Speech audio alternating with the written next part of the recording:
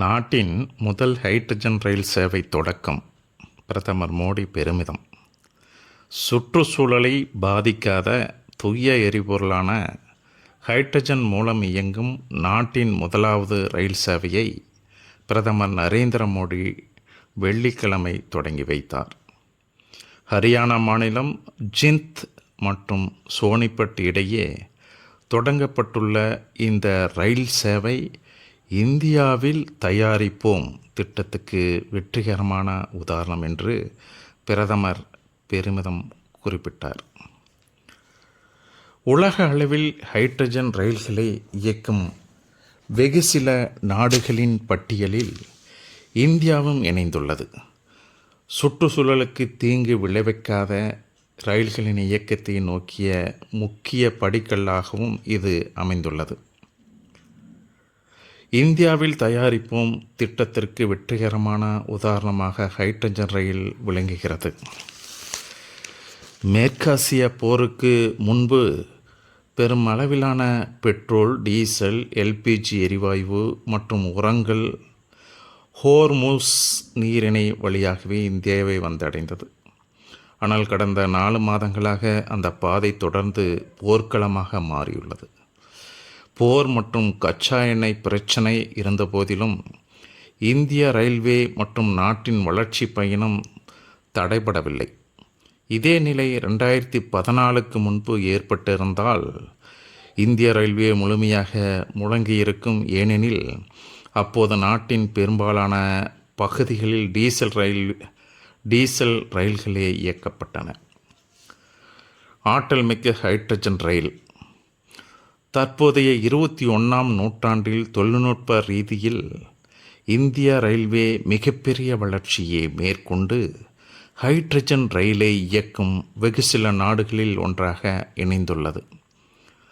3200 குதிரைத்திறன் கொண்ட உந்துவிசை அமைப்பு மற்றும் 10 பெட்டிகள் கொண்ட இந்த ரயில் உலகின் ஆற்றல் மிக்க நீளமான ஹைட்ரஜன் ரயில் என்ற பெருமையை பெற்றுள்ளது. நிகழ்ச்சியில் ரயில்வே அமைச்சர் அஸ்வினி வைஷ்ணவ் பேசுகையில், இந்தியாவை பொறுத்தவரை இது வரலாற்று சிறப்புமிக்க தருணம். ஹைட்ரஜன் ரயில் தொழில்நுட்பத்தை உள்நாட்டிலேயே உருவாக்க அரசு தலைமை மேற்கொண்ட துணிச்சலான முடிவால் தொழில்நுட்ப ரீதியில் மாபெரும் மைல்கல் எட்டப்பட்டுள்ளது. இந்த ரயிலை தில்லி வரை நீட்டிக்க சோதனையோட்டம் நடைபெற்று வருகிறது. ஹரியானா ஆளுநர் ஆசிம் குமார் கோஸ், முதல்வர் நாயப் சிங் சைனி ஆகியோரும் பங்கேற்றனர். வெகு சில நாடுகளின் வரிசையில் தற்போதைய ஹைட்ரஜன் ரயில் சேவை தொடக்கத்தின் மூலம் இந்த வகையான ரயில்களை இயக்கி வரும் ஜெர்மனி, பிரான்ஸ், சீனா, ஜப்பான், ஸ்வீடன் ஆகிய வெகு சில நாடுகளின் வரிசையில் இந்தியாவும் இணைந்துள்ளது. அமெரிக்கா, பிரிட்டன், தென்கொரியா ஆகிய நாடுகளில் ஹைட்ரஜன் ரயில் சேவைக்கான முன்னாட்ட பணிகள் நடைபெற்று வருகின்றன. உலகின் ஹைட்ரஜன் ரயில் இயக்கத்திற்கான முன்னோடி நாடு ஜெர்மனி ஆகும். இங்கு கடந்த 2018இல் உலகின் முதல் ஹைட்ரஜன் ரயில் சேவை தொடங்கப்பட்டது. இந்தியாவில் தற்போது 99% மேற்பட்ட அகல இரும்பு பாதை வழித்தடங்கள் மின் மயமாக்கப்பட்டுள்ளன என்பது குறிப்பிடத்தக்கது. 10 பெட்டிகளுடன் புதிய சாதனை. ஹைட்ரஜன் எரிபொருள் மின்கல உந்துவிசை அமைப்பின் மூலம் இயங்கும் ஹைட்ரஜன் ரயில் மணிக்கு 75 கிலோமீட்டர் வரையிலான வேகத்தில் செல்லும். 10 பெட்டிகளுடன் சுமார் 2400 பயணிகளை ஏற்றிச் செல்லும் திறன் கொண்டதாகும். பிற நாடுகளில் 3 to 4 பெட்டிகளுடன் ஹைட்ரஜன் ரயில்கள் இயக்கப்படுகின்றன.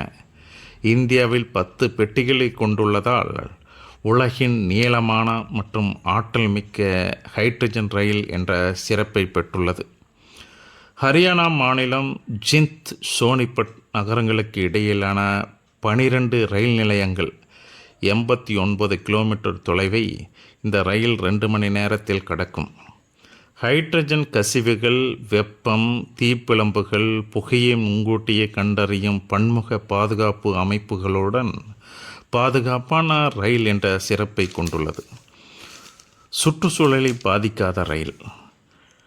மேல்நிலை மின் கம்பிகளில் இருந்து மின்சாரத்தை பெறும் வழக்கமான மின்சார ரயில்களைப் போல் இல்லாமல் ஹைட்ரஜன் ரயிலானது ஹைட்ரஜன் ஆக்சிஜன் வேதிவினை மூலம் ரயிலுக்குள் மின்சாரத்தை உற்பத்தி செய்து பயன்படுத்தும் ஹைட்ரஜன் எரிபொருள் மின்கல தொழில்நுட்பத்தின் மூலம் மின் உற்பத்தி மேற்கொள்ளப்படுகிறது.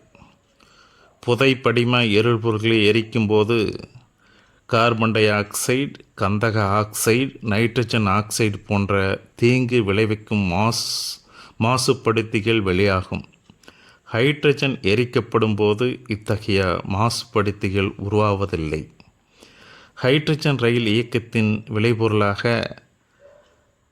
நீராவி மட்டுமே உருவாவதால் சுற்றுச்சூழலுக்கு எந்த தீங்கும் விளைவிப்பதில்லை. டீசல் ரயில்களைப் போல இரைச்சலும் இருக்காது. வழக்கமான மின்சார ரயில்களின் இயக்கத்திற்கு தொடர்ச்சியான மேல்நிலை மின்மயமாக்க உள்கட்டமைப்பு அவசியம். ஆனால் ஹைட்ரஜன் ரயில்களுக்கு இந்த உள்கட்டமைப்பு தேவையில்லை. ஹைட்ரஜன் எரிபொருளை பயன்படுத்தும் போது புதை படிம எரிபொருளை அடிப்படையாக கொண்ட அனல் மின் நிலையங்களில் உற்பத்தி செய்யப்படும் மின்சாரத்தை சார்ந்திருப்பது கணிசமாக குறையும். இது வளங்கள் குறையாத எதிர்காலத்துக்கு உகந்த போக்குவரத்து முறைக்கு மாறும் இந்தியாவின் பயணத்துக்கு பெரிதும் உதவும்.